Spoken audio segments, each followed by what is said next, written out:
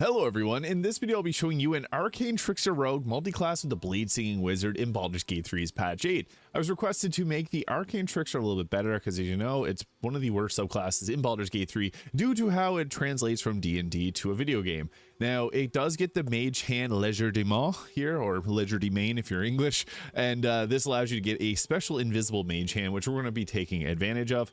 And adding in the Bladesinigng Wizard's nice because this gives us 2 attacks, much more spells, and we become an offensive powerhouse. I'll be showing you a full build guide for this here. I personally think it's best to start as the Wizard because we want to get that extra attack as soon as possible, and we also get Booming Blade. However, the Arcane Trickster also gives you Booming Blade, but you have to wait till level 3 to get it, but we can get this literally right at the start of the game. So for cantrips, we're going to be going Booming Blade, Firebolt to explode things, and the Shocking Grasp cantrip to get away if someone's right up in our face. For spells, I think it's good to have Mage Armor because we can use clothing on this build as it's actually quite powerful with Mage Armor. Now we also want to take Shield, Magic Missile being another important spell, the Thunder Wave, Chromatic Orb to choose a damage type, and Grease or Long Strider for the other spells there. And our ability score setup is going to look like 16 Dexterity, 14 Constitution, and 16 Intelligence, and 10 in Wisdom and Charisma. Main spell casting, and we need Dexterity just for survivability. So I'll be breaking down the full build as well as gear options and showing off the combat. So yeah, this is what I think to be the strongest. Now there's 2 versions, depending if you want to have 2 level 5 spell slots or if you want to have 3 feats. So at level 2, we get to take the Bladesinging, which gives us our Blade Song, adding our proficiency bonus to armor class and movement speed. We also get Training in War and Song, giving us any type of weapon from here. I think that short swords and daggers are the best choice, so we'll go with that. And for our spells, I guess we can take the Find Familiar spell and Long Strider here, and Prepared, we'll go with something like that. Mage Armor, Shield, Thunder Wave, Chromatic Orb, Magic Missile. If you're not going to use Mage Armor, take the Find Familiar and bring out the Raven to try and blind enemies. At level 3, we get access to level 2 spells, so there's some good ones like Hold Person there, Scorching Ray, Misty Step for the mobility. Even Darkness has this role here, so we'll go with something like that. And as we get into level 4 is when we get ourselves our first feat. So it depends if you want to be more melee or spell casting focus. We'll also take Bone Chill as a spell there, and we'll take our Scorching Ray spell. And Darkness is nice. If you really want to use Darkness, there is items that can allow you to see in darkness. I'm just going to mention it here. I'm not going to take it. We're going to go with Shadow Blade, which is another extremely powerful spell. And we want to prepare that because Shadow Blade is one of the best damage options in this game. You don't have to use it if people don't like it. It's all good. You don't have to use it. But this is where I was talking about. If we want to be more melee focused, we're going to go in on Dexterity. If we want to be more spell casting focused, we're going to go with Intelligence. I think it's good to have a bit of both. You can split it down the middle because Intelligence does lose a bit of its usefulness later on when we're able to get the Helmet of Arcane Acuity. Now at level 5, we get access to level 3 spells. So Haste, Lightning Bolt, Fireball, Counter Spell being some of the best choices that we can go with here. So we're going to go with, I like just to have the damage spells at this level. So we're going to add both of these to our spell list here. Another nice thing is we can always learn spells from scrolls. But at level 6, this is when we get our extra attack. There's a pretty big power spike, and we can take 2 more spells here. So we'll take our Counter Spell and Haste there, and we'll continue on with these later on. I do like to have Haste on a Sorcerer so that we can twin it to 2 people. Now, when we get to level 7, I think this is the best time to add in the Rogue. So this gives us a bit of extra abilities there for like Sleight of Hand or Stealth. At level 2, we get our bonus action abilities to Dash, Disengage, and Hide. And then at level 3, this is when we get our Arcane Trickster and the Mage Hand Legerdemain, which is a French word. English people can pronounce it Legerdemain. So basically, this is an invisible hand. This is the best way to scout in Baldur's Gate 3 because it's invisible. There's not many things that can see invisible, and it also flies. So if you're looking for a scout, this is the best way to do it. We get access to a couple more cantrips here, and they're going to use Intelligence, which is nice. So Bursting Sinew, Ray of Frost, Toll the Dead, your call there. And then we're going to get a couple extra spells. So Tasha's Hideous Laughter is a not bad one to have. I mean, you got to choose from these, so it can be nice to use Color Splay and blind up to 33 health points early game, but later on in the game, it's not as useful as like Tasha's Hideous Laughter. Sleep is also good in the early game, but you can go with like a Disguise Self because we can set up using Disguise Self. We can learn, or we can use this and then take like a Githyanki weapon or Githyanki armor. It's got some marginal uses. Yeah, we do got a lot of access to some bonus spells, so you can give yourself like False Life there if you want. Yeah, we got a lot of options for spells. Even Fog Cloud can be a good one, but we got a big thing out of this. So now we can swap back because we do get a feat here, but I think it's better to continue with the Wizard at this point. So we get a couple more level 4 spells here. So Ice Storm being a really good one, Wall of Fire being another awesome choice, I like the minor elementals because it's just good to have those summons around. And whenever you swap between classes, sometimes it does mess up your spells, so just a heads up there. Then we're going to go with something like that. And as we get to our next level here, we got another feat. So then we get level 4 spells again. So you can take Confusion being another good spell I did mention. And Greater Invisibility. This is actually pretty useful because we can get an item that lets us cast this as a bonus action. It's called the Band of the Mystic Scoundrel. So that also will let us cast Confusion. So I think it works well on this build. So we're going to take either Confusion or Greater Invisibility. Greater Invisibility fits the theming of this. And then we can go with an increase to our intelligence or an increase to our dexterity. So I think it's best to split it down the middle here, and you'll see why. Now, this is where we got an option. We can take the level 5 spells. This will give us 2 level 5 spell slots, or we can go with the rogue, and this will give us 3 feats. So it's your choice here. That's why I want to give you the option. It's entirely up to you. If you prefer the feat, take an ability score improvement on your dexterity. If you want to go with this, we do get access to some powerful spells. You can learn these both from scrolls though, so that's, I guess, one thing about them.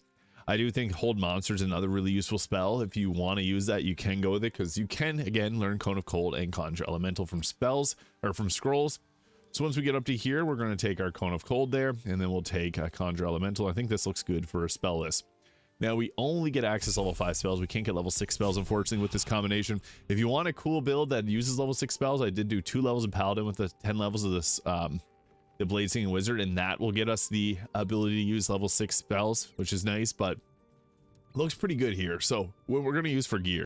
So we actually got some really cool options when it comes to gear, because with the Bracelet of Defense, we can get a +2 armor class as long as we're not wearing armor or holding a shield. So since we blade sing, we can't actually hold a shield. This gives us 27 armor class. However, when we go into our blade song, they'll give us a +4 to our armor class. That'll take that up to 27. And then we can take it up to 28 using the evasive shoes. The ring of protection there. We also got a few other options we can go with, but I think this one works pretty well here if you want to use the evasive shoes. We can also add in like the boots of stormy clamor to stack reverberation. That's another fun way of going about this. And even like the Nair's boots, the disintegrating nightwalkers, for that free misty step and can't slip on ice, is also very useful. So that's another good option if you want to go with something a little different. Depends on your personal play style.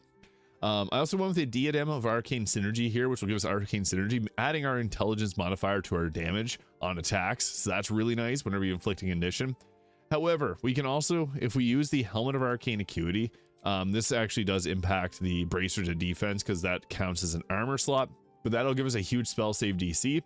And then from there, we can switch out the Bracer to Defense for like the Helldusk gloves, or even the gloves of the Battle Mage's Power, which does basically the same thing the Helmet of Arcane Acuity would do. This will give us an increase to our spell save DC, but you see our armor class does go down a little bit. And then we can also put on like the Ballast armor there. So you got a few options depending on how you want to go about this. There's also the Robe with the Weave too, which works good because this will give you healing whenever you succeed on a saving throw against spells. And you also get a bonus to your spell save DC and +2 armor class. Same with the Vest of Soul Rejuvenation. There's a couple really fun options that we can go with there. Just you got to use your mage armor if you're not going to wear an armor selection. So I also got the Killer Sweetheart, Ring of Protection there, and the Amulet of Greater Health, and the Hellrider Longbow, and Cloak of Protection. So it's your choice how you want to go about doing this. I think stacking with the Helmet of Arcane Acuity and using the Bracer to Defense just gives us a nice extra bit of survivability. There's also like the Mask of Soul Perception and the Hood of the Weave you can use, but getting extra damage from that is kind of nice. So that puts our armor class up to the 20 there that it has. And then putting back our mage armor, which gets removed whenever you wear armor. That's why it went away. Brings it back to 23. So again, you can get that up a little bit higher too if we wanted to, but I think this stack of items works very well here for us. And then we got ourselves a Duelist Prerogative. This gives us an extra reaction if we have our offhand empty, and it increases our critical hit chance by 5%. What's big about this is we can use 2 counter spells per turn if we use this weapon. However, there is another fun way about doing this. We can grab ourselves a Staff of Spell Power, and we're just going to use this for its Arcane Battery. Then we're going to take our Shadow Blade spell that we have, or I guess it disappeared off of our list, so you want to make sure that that is equipped as one of our possible spells. And then you can use this to cast yourself a free level 5 Shadow Blade, which will give us the 4d8 of psychic damage. Now, if you got the Resonance Stone, this makes this very powerful, so that 48 plus 8. If you're using, I'm using a Strength Potion at the current moment, that's where you get the +8 from. This gives advantage on attack rolls against lightly or heavily obscured targets, so that's where I mentioned earlier, Darkness can be really good on this build. Now you can also be a little funky and put a Dollar Amaris on your offhand, which will give us an increased critical hit chance, or increased critical hit damage by 7 points whenever we do land a crit. So that's kind of a nice thing because we can still do our blade song with a weapon in the offhand. So pretty cool. So with something, a setup like this, what it'll end up looking like in combat.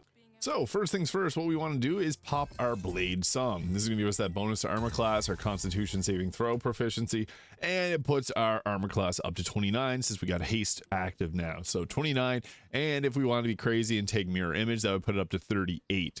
So pretty good. And what we're going to do is you can do sneak attacks, which is kind of fun. So if you got someone, if there's an area that you can actually like get advantage against the target, that can be kind of nice. Darkness is a great proponent for this, as I mentioned earlier, but we do got spells, so we aren't afraid to use them. Something like Ice Storm can be extremely effective at just shutting down an area of control and hopefully taking out any pesky mages. And they'll also slip and fall in the ice, so that's another nice thing. So we got our crowd control set up. That's one of the first things you usually want to do in combat.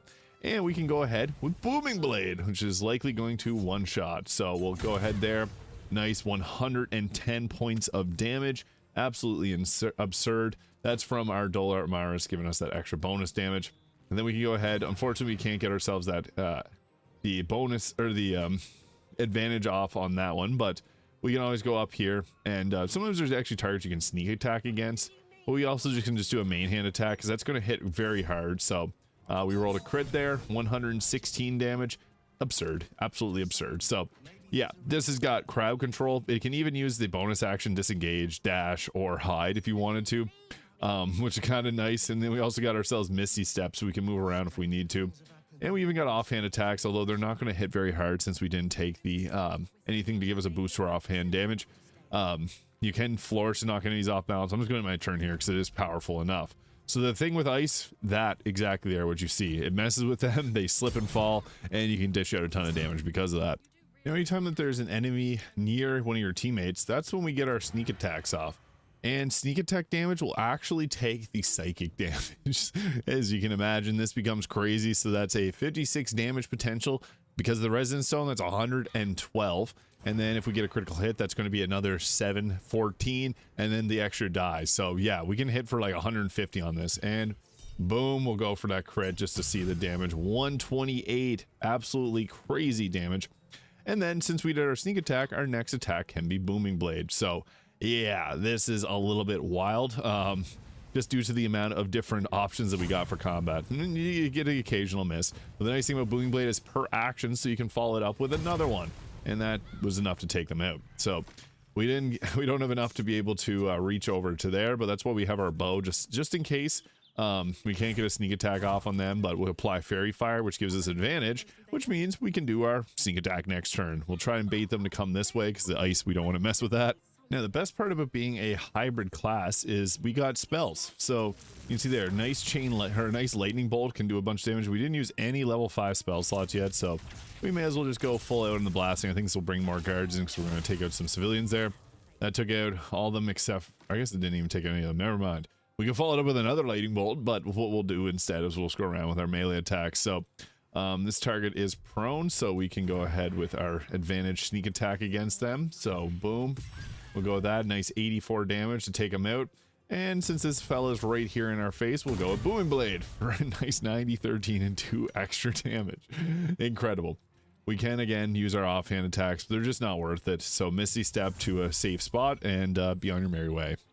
And I mentioned it, but Arcane Synergy adds additional damage equal to your spellcasting modifier, which gives us a nice boost. Now, this target's blocking us from getting our sneak attack off, so we're just going to use Booming Blade to get them gone, 64 damage. And then to finish this target off, we're going to do our sneak attack with advantage. This will likely one-shot them for massive amounts of damage. Yeah, 84 damage. That was quite powerful. So that is, I think, one of the strongest Arcane Trickster builds in Baldur's Gate 3.